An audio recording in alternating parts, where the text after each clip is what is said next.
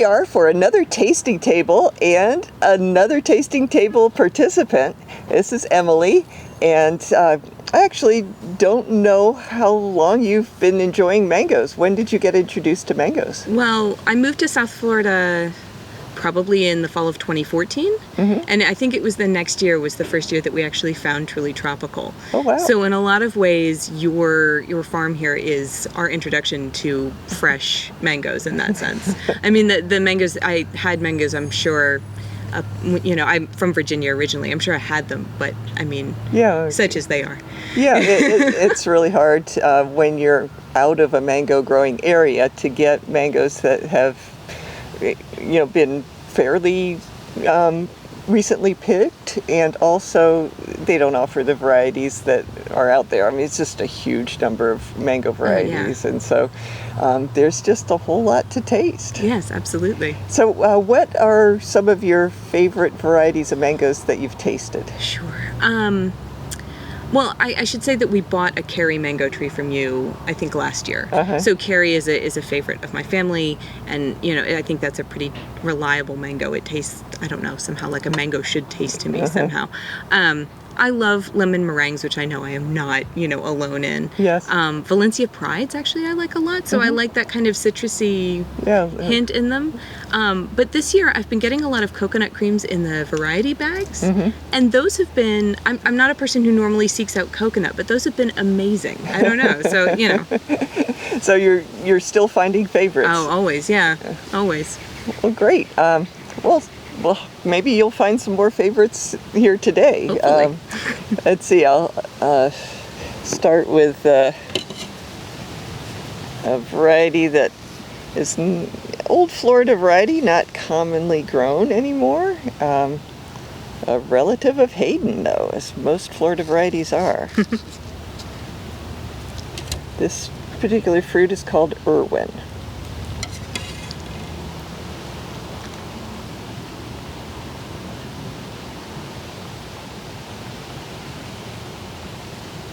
I can see how it's related to Hayden. There's a bit more fiber in it, maybe, than some other varieties. There's something, I don't know, lighter about the flavor than something like a Kerry or something like that. There's something a little bit, I don't know, less rich, maybe more citrusy or something like that over the top. It's lovely. Okay, so that was Irwin. I think this might be just a riper version of that, but I think that was a pretty good sample. This is yet another descendant of Hayden, and this one is called Cushman.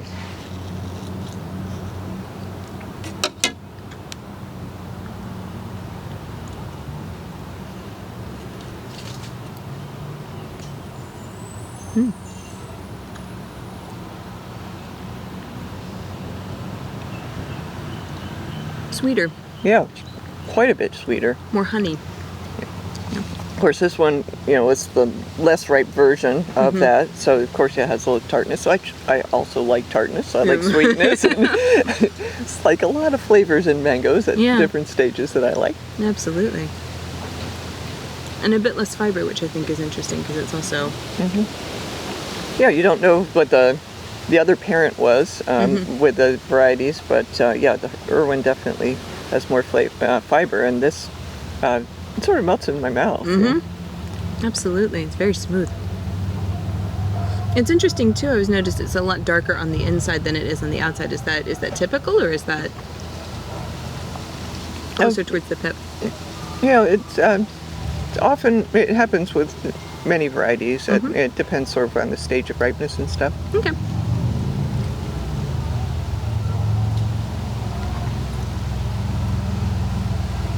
It's a lot sweeter, it's a lot richer. I feel like there's a lot more sort of intensity of flavor than with the first one.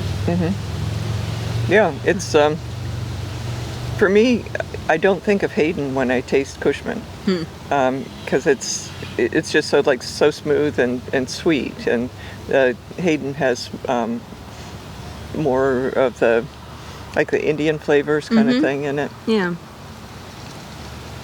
But very nice fruit. Oh yeah, oh that's beautiful. Oh, you're probably ready for a napkin. I don't think I've ever done this before. Just tasted them one right after the other. Yeah, it's like rapid fire mangoes. God. Well, normally one of them's enough to sort of get you through a meal or breakfast or something. So. One is enough. Wow. I'll have to try to remember that. And what is this? This one happens to be Ugly Betty.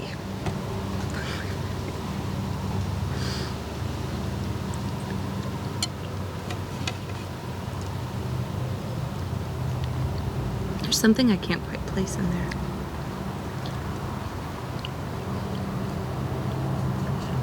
I hesitate to call it savory, but there's something like, there's some sort of flavor in the back that I have no idea what that is, but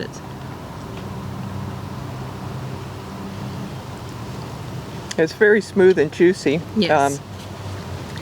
But I think that possibly a very small hint of like guava in there. Oh yeah, maybe something like that. Yeah. Yeah.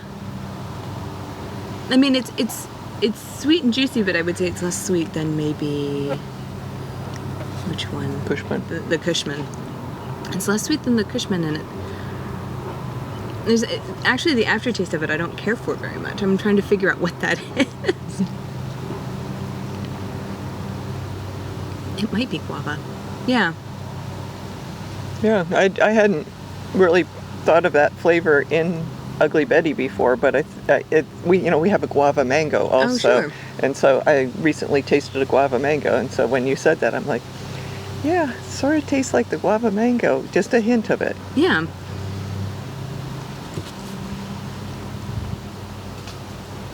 Yeah. No, that's really funny. Let's see what else we've got here.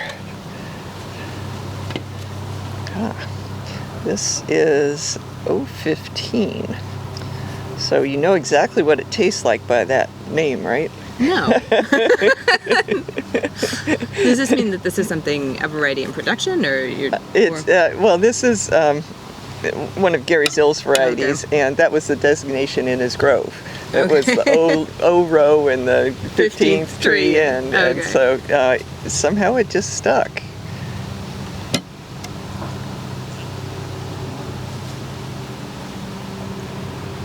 This has a flavor that some mangoes have, and I was wondering if maybe how you would describe it. I almost feel like it's a little dusty, which isn't like a flavor, but it has that kind of. A slight, well, on one of the ends, it has what I would call like a chalkiness to it. Yeah. But I didn't get it at the other end of the fruit. Did you get it at both ends? No, I didn't. You're right. This has a bit more acid to it. Very sort of melt in your mouth kind of flesh also. Absolutely, very smooth. But a bit more tartness, a bit more acid, which is nice. Yeah, that one they were thinking was a replacement for Jakarta mango, because Jakarta doesn't fruit well in all locations in South Florida, and 015 apparently does. But it, like at certain stages of ripeness, it definitely has, a similar taste to Jakarta. But the Jakarta fruit gets really big. So let's see what we have. We'll go for this one. One of the big ones.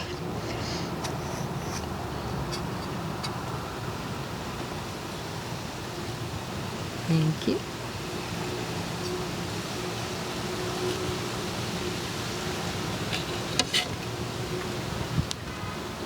Oh, wow. That's really different.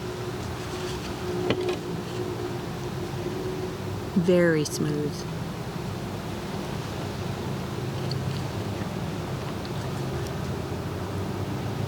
A lot of bright orange and citrus flavors. A bit more tartness than, say, something like the Cushman. That's really good. Yeah, this is, it's called Venus. And one of its parents is Zill-Indo-Chinese. And I can definitely taste the Zill-Indo-Chinese in there. It has a very distinctive flavor. But it was named for the planet Venus because a lot of times the markings, not this particular fruit, but a lot of times the markings will look like the planet interesting. Venus. That's really good. You definitely don't need teeth to eat this fruit. It just melts right in your mouth. No, there are no strings in it at all. Incredibly juicy too.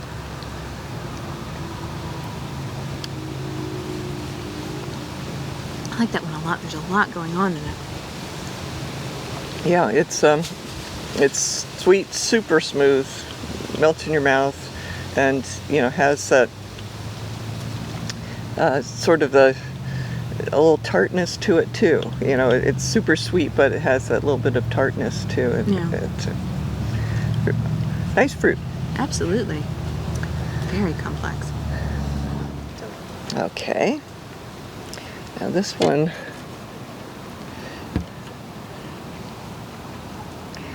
might be a little bit underripe. Let's see if we can get a.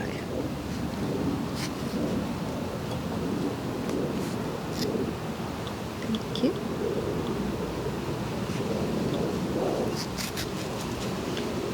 So this is Pickering.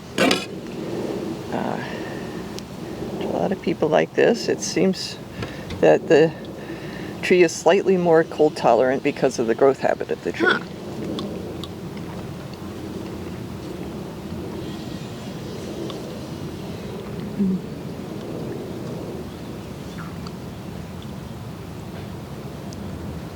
Maybe there's a bit more fiber to it than some of the others. It's still really sweet and juicy. Maybe a little bit of coconut. Am I wrong about that? You're not wrong. It's whatever you taste, you taste. This the original name of this particular fruit was Harry Carey, because it was like probably a seedling or of carry, and it has more fiber. Right. But Okay. this particular fruit doesn't have. It's a very mild fruit. Yes. And so carry is a rich fruit, and so I'm not sure. It's probably not the best example of Pickering, but I think Pickering in general is not going to be as rich as carry. Sure. And it's not nearly as complex as this one, which is Venus. Venus, that's right. Your new favorite planet. No, seriously, that was delicious mango. So we have one more fruit. It's a little teeny one.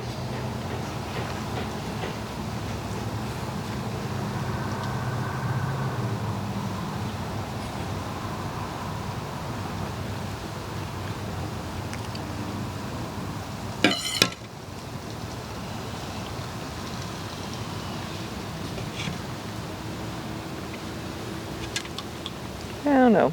Yeah. This is not a great example of this fruit. I'm going to try the other side. Okay. Yeah, because it feels a little.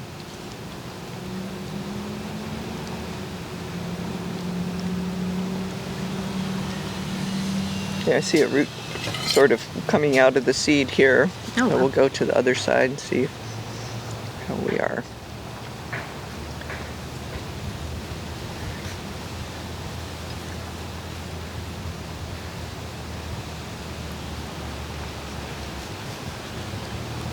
Oh, that's a bit better.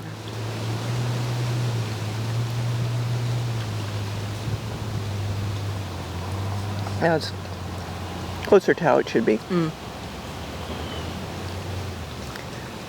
This is normally a very rich, flavorful fruit.